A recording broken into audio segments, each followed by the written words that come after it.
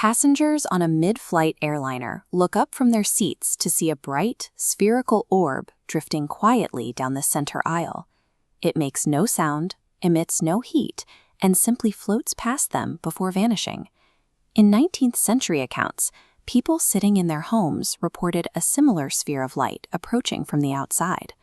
Rather than shattering the window pane, the sphere was observed passing right through the solid glass, entirely intact, leaving the window completely undamaged. For over a century, the scientific establishment dismissed these thousands of global accounts. Researchers categorized them as mass hysteria, optical illusions, or simply lingering afterimages burned into the retina after a regular lightning flash. However, the sheer volume of corroborating reports from reliable witnesses, including pilots and meteorologists, eventually forced researchers to admit the phenomenon is a real physical event. This creates a significant problem for modern physics. This diagram shows a core thermodynamic contradiction. Without a massive energy source, plasma should dissipate in a fraction of a second. Yet witnesses report these orbs lasting 10 seconds or more. An object behaving this way directly defies our current models of energy conservation.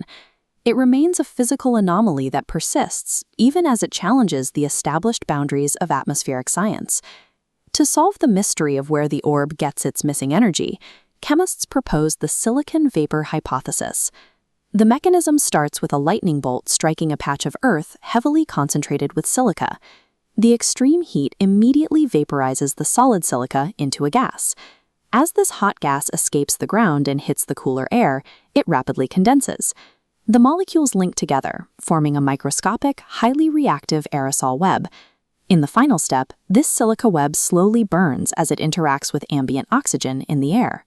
This steady combustion creates the sustained, floating orb. While this accounts for the orb's duration, the entire process relies on very specific soil conditions. It fails to explain sightings high in the atmosphere or inside the sealed metal cabin of a flying airplane. This discrepancy led researchers to a physics-based alternative that removes the need for chemistry, the microwave cavity theory.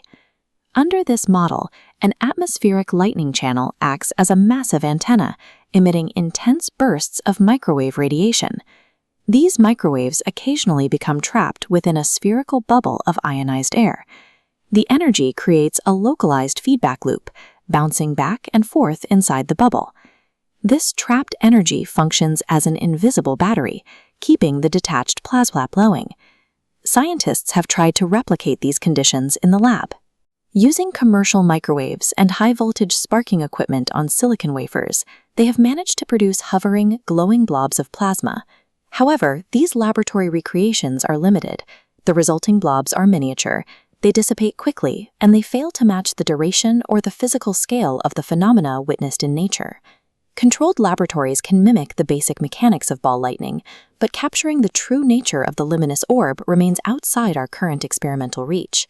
The luminous orb has evolved from a ghost story into a legitimate field of study for physicists and chemists. We now have highly measured laboratory attempts on one side, and the unpredictable reality of nature on the other, where these orbs continue to manifest randomly.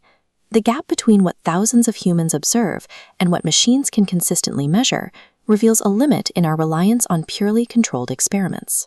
Ball lightning demonstrates that significant physical processes are still occurring right in front of us, without a valid scientific explanation.